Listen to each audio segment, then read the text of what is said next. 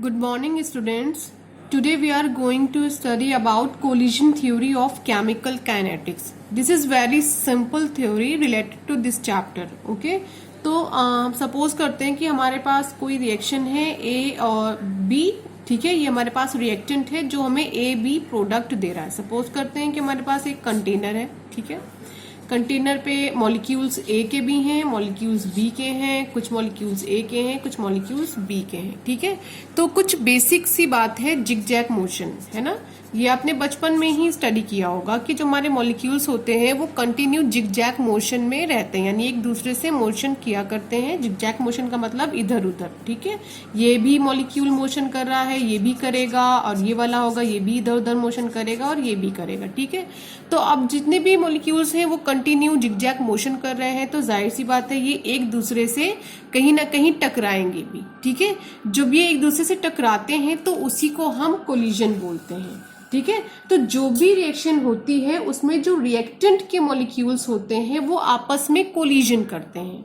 ठीक है, कोलिजन क्यों करते हैं, यानी कि एक दूसरे से वो टकराते हैं. कोलिजन का मतलब क्या, वो एक दूसरे से टकराते हैं. ठीक है, तो ये कोलिजन होता क्यों है, क्योंकि जितने भी मॉलिक्यूल्स हैं वो जिगजैग मोशन करते हैं. ठीक है, तो हमारे पास ये कंटेनर है, इस कंटेनर में रिएक्टेंट A भी है और रिएक्टेंट B भी है. तो इस कंटेनर के किसी गिवन वॉल्यूम में, किसी गिवन वॉल्यूम आपको बोला जाए या पर यूनिट वॉल्यूम बोला जाए, बात एक ही है. ठीक है, किसी गिवन वॉल्यूम में होने वाला, पर सेकेंड कर लेते हैं, एवरी पर सेकेंड, एवरी पर सेकेंड एक ही बात होती है. ठीक है, पर सेकेंड होने वाले नंबर ऑफ कोलिजन को, ठीक है, होने वाले नंबर ऑफ कोलिजन को हम कोलिजन फ्रीक्वेंसी बोलते हैं. क्या बोलते हैं, कोलिजन फ्रीक्वेंसी. ठीक है, इसे हम कैपिटल Z से रिप्रेजेंट करते हैं. तो कोलिजन फ्रीक्वेंसी क्या है, किसी गिवन वॉल्यूम में या पर यूनिट वॉल्यूम में होने वाले नंबर ऑफ कोलिजन, और कितने टाइम में, पर सेकेंड में, उन्हीं को हम क्या बोलते हैं, कोलिजन फ्रीक्वेंसी. यानी पर यूनिट वॉल्यूम में, पर यूनिट सेकेंड में होने वाले नंबर ऑफ कोलिजन को हम कोलिजन फ्रीक्वेंसी बोलते हैं, जिसे हम कैपिटल Z से रिप्रेजेंट करते हैं. ठीक है, पर यूनिट वॉल्यूम में, पर यूनिट सेकेंड में होने वाले नंबर ऑफ कोलिजन को हम लोग कोलिजन फ्रीक्वेंसी बोलते हैं, जिसे हम कैपिटल Z से रिप्रेजेंट करते हैं. This is the definition of collision frequency. Okay, तो अब इस पर्टिकुलर वॉल्यूम में कितने नंबर ऑफ कोलिजन हो रहे हैं, ठीक है, वही हमारा पर सेकेंड, वही हमारा फ्रीक्वेंसी कहला रहा है. तो हम सपोज करते हैं कि एक सेकेंड में, यानी एक सेकेंड में नंबर ऑफ कोलिजन कितने हो रहे हैं, 100 हो रहे हैं. ठीक है, ये हमने सपोज कर लिया.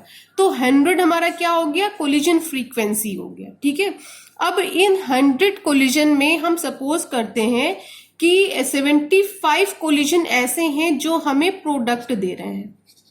कोलिजन मतलब टकराव. ठीक है, जो आपस में टकरा रहे हैं वही हमारा कोलिजन करा रहा है. जो रिएक्टेंट के मॉलिक्यूल A और B हैं ये आपस में टकराते हैं, इसी को हम कोलिजन बोलते हैं. और 25 कोलिजन ऐसे हैं जिनके थ्रू हमें प्रोडक्ट नहीं मिल रहा है. ठीक है, तो वो कोलिजन जिनके थ्रू हमें प्रोडक्ट मिलता है, उन कोलिजन को हम लोग इफेक्टिव कोलिजन के नाम से जानते हैं. ठीक है, किस कोलिजन के नाम से जानते हैं, इफेक्टिव कोलिजन. और जिनके थ्रू हमें प्रोडक्ट नहीं मिलता उसको हम इन इफेक्टिव कोलिजन के नाम से जानते हैं.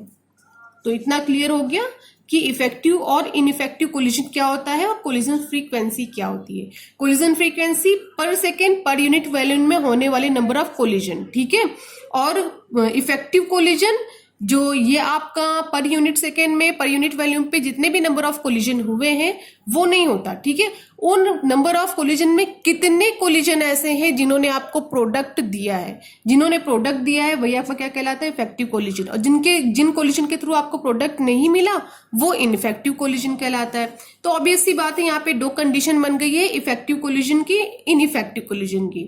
इनइफेक्टिव कोलिजन से हमें कोई मतलब नहीं है, हमें इससे स्टडी नहीं करना. ठीक है, लेकिन इफेक्टिव कोलिजन को हमें जानना पड़ेगा. क्यों जानना पड़ेगा, कि आखिर ऐसी कौन सी कंडीशन है जिसकी वजह से जब कोलाइड कर रहे हैं दोनों रिएक्टेंट के मॉलिक्यूल तो हमें प्रोडक्ट मिल जा रहा है, वो कंडीशन हमें पता होनी चाहिए. ठीक है, तो जो फर्स्ट कंडीशन है वो कंडीशन होती है हमारी एनर्जी बैरियर की. किसकी होती है, एनर्जी बैरियर, और सेकेंड कंडीशन होती है हमारी ओरिएंटेशन बैरियर। ठीक है, दूसरी होगी हमारी ओरिएंटेशन बैरियर। ओके, तो हम देखते हैं सबसे पहले एनर्जी बैरियर को। ठीक है, तो बेटा एनर्जी बैरियर, जो भी पार्टिकल आपस में कोलिजन कर रहे हैं, अगर उनकी एनर्जी एक डेफिनेट एनर्जी यानी कि थ्रेशोल्ड एनर्जी से ज्यादा है या फिर उतनी ही है, तो अगर वो या तो ज्यादा है, भाई दो मॉलिक्यूल्स हैं आपके पास, अगर ये दोनों मॉलिक्यूल्स थ्रेशोल्ड एनर्जी बैरियर को क्रॉस कर रहे हैं, ठीक है, तब तो वो देंगे आपको प्रोडक्ट। अगर नहीं क्रॉस कर रहे हैं तो प्रोडक्ट नहीं देंगे। आप इसको एक ग्राफिकली समझो तो ज्यादा बेहतर है। ठीक है, सपोज करते हैं हमारे पास ये एक ग्राफ है। ठीक है, ठीक, और ये हमारा है प्रोग्रेस ऑफ रिएक्शन, रिएक्शन की प्रोग्रेस बताएगा एक्स एक्सिस, और वाई एक्सिस एनर्जी बताएगा। ठीक है, चलिए, तो यहां पर हमारे पास सपोज करें रिएक्टेंट है ए और बी, ए बी को ही ले लेते हैं। ठीक है, उसके पास खुद की अपनी कुछ ना कुछ एनर्जी तो होगी ही, ऑब्वियस सी बात है। ठीक है, लेकिन अगर इस रिएक्टेंट को प्रोडक्ट में कन्वर्ट होना है तो उसको इतनी एनर्जी चाहिए। ठीक है, उसके पास एनर्जी है इतनी और उसको इतनी एनर्जी चाहिए। ये वो मिनिमम एनर्जी है जिस एनर्जी को रिएक्टेंट क्रॉस करेगा तो वो प्रोडक्ट में कन्वर्ट हो जाएगा। ठीक है, तो वो मिनिमम एनर्जी तुम्हारी क्या कहलाती है? थ्रेशोल्ड एनर्जी कहलाती है। क्या कहलाएगी? थ्रेशोल्ड, THRESHOLD, थ्रेशोल्ड एनर्जी कहलाती है। ठीक है, तो ये वो मिनिमम एनर्जी होती है जिस एनर्जी लेवल को क्रॉस करने के बाद रिएक्टेंट प्रोडक्ट में कन्वर्ट होता है। ठीक है, तो यही हमारा एनर्जी बैरियर भी हो गया।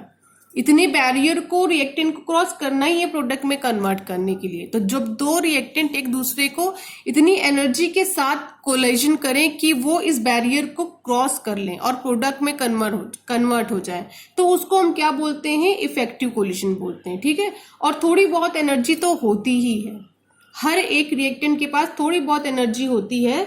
अब ये जो एक्स्ट्रा वाली एनर्जी आपको दिख रही होगी कि ये तो इसकी अपनी खुद की एनर्जी है इसके पास पहले से, इतनी वाली, जो इतनी इसको एक्स्ट्रा दी गई है, एक्सटर्नल वे से सप्लाई करी गई है, इसी को हम EA बोलते हैं, एक्टिवेशन एनर्जी बोलते हैं। ठीक है, और ये जो एनर्जी बैरियर है ये थ्रेशोल्ड एनर्जी कहलाता है, और यही ट्रांजिशन स्टेट भी होती है। ठीक है, किसी भी रिएक्शन के होने की ट्रांजिशन स्टेट भी यही होती है। आपको पता है ना, इंटरमीडिएट कंपाउंड बनता है। जब किसी भी मैकेनिज्म को आप पढ़ोगे तो आप देखोगे इंटरमीडिएट कंपाउंड बना है, यानी वो ट्रांजिशन स्टेट है। जब इंटरमीडिएट कंपाउंड बनता है बेटा, तब एनर्जी सबसे ज्यादा हाई होती है। इसी वजह से जो इंटरमीडिएट कंपाउंड होता है वो अनस्टेबल होता है, वो हाईली अनस्टेबल होता है। ठीक है, तो इस एनर्जी बैरियर को अचीव करने के बाद जो भी आपका कंपाउंड होता है वो प्रोडक्ट में, सॉरी, जो रिएक्टेंट होता है वो प्रोडक्ट में कन्वर्ट हो जाता है। इसी को हम क्या बोलते हैं? एनर्जी बैरियर बोलते हैं। ठीक है, अब हम नेक्स्ट पॉइंट पर आते हैं, ओरिएंटेशन बैरियर। ओरिएंटेशन बैरियर, ठीक है, अब देखते हैं ये क्या होता है। ठीक है बच्चों,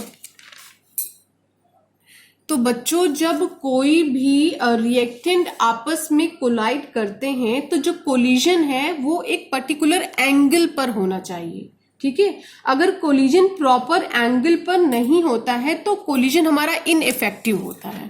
ठीक है, तो और प्रोडक्ट फॉर्म नहीं होता है। तो अब हम देखते हैं कि इसका क्या कॉन्सेप्ट है। एक बेसिक सा हम लेकर चलते हैं एग्जाम्पल, उसके थ्रू समझते हैं, उसके बाद हम एग्जाम्पल लेंगे जो हमारे NCERT में दिया गया है। ठीक है, तो सबसे पहले हम सपोज करते हैं, कंसीडर कर लेते हैं एक रिएक्शन, हमारे पास A2 और B2, और ये दोनों मिलकर के हमें 2AB प्रोडक्ट दे रहे हैं। ठीक है, तो यहां पर देखिए दो कंडीशन बन सकती है। एक कंडीशन तो ये है कि आपके पास एक ओरिएंटेशन ऐसा है, ठीक है, तो और प्लस करते हैं B का ओरिएंटेशन ऐसा है। ठीक है, अब आप खुद ही सोचो कि जब आप ये दोनों आपस में कोलाइड करेंगे तो सामने से एक दूसरे से अटैक करेंगे, तो ये ए देखिए, और ये दोनों एक दूसरे से क्या हो जाएंगे? जुड़ जाएंगे, कुछ ऐसा। ठीक है, ये ए हो गया, ये बी हो गया, ये ए हो गया और ये बी हो गया, ये क्या हुआ, एक दूसरे से कोलाइड हुए हैं, परफेक्ट एंगल पर कोलाइड हुए हैं, ए के साथ बी, नीचे ए के साथ बी। ठीक है, देखिए, ठीक है बच्चों। अब भाई दोनों आमने सामने हैं, तो ऑब्वियस सी बात है कि जो ये बॉन्ड है, ये वाला बॉन्ड क्या हो जाएगा, वीक हो जाएगा, यानी ब्रेक होने लग जाएगा। ठीक है, ये वाला बॉन्ड ब्रेक होने लगेगा, और जो इन दोनों के बीच का बॉन्ड है, ये वाला बॉन्ड, ये जो है फॉर्म होने लगेगा।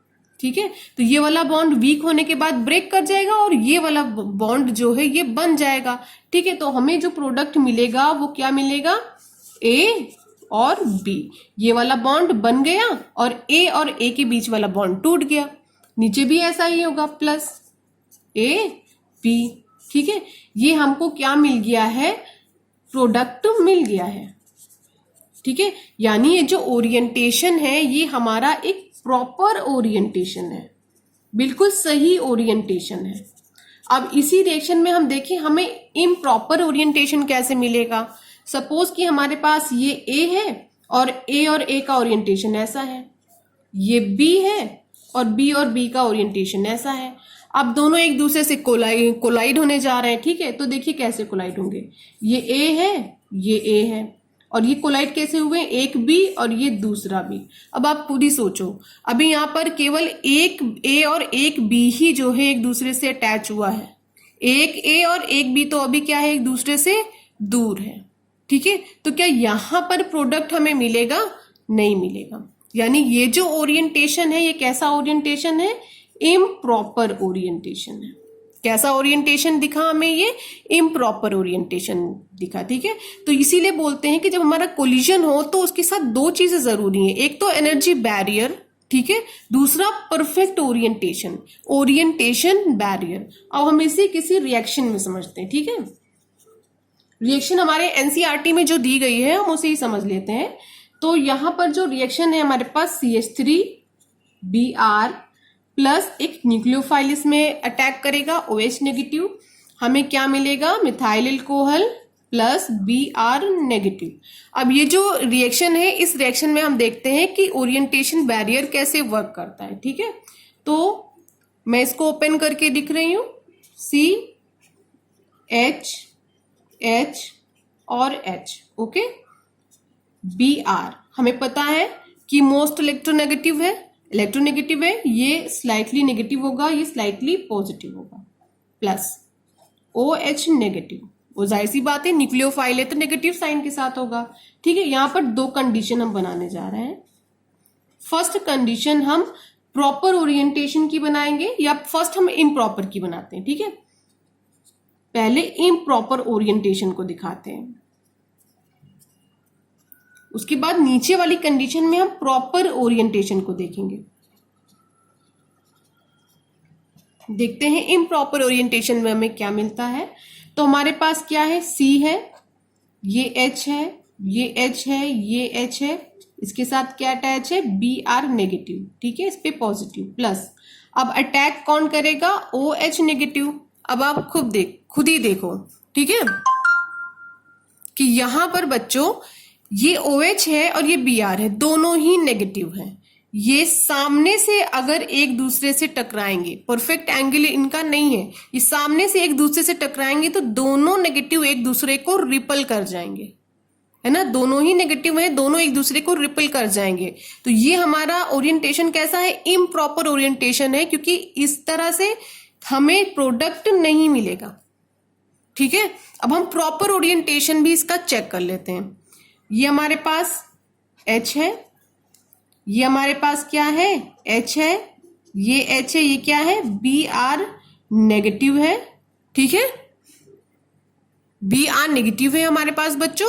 और आप खुद सोचो कि ये जो OH है ये फ्रंट से अटैक करने के बजाय कहां से अटैक करता है, पीछे से, बैक साइड अटैक। कैसा अटैक हो जाए, बैक साइड अटैक।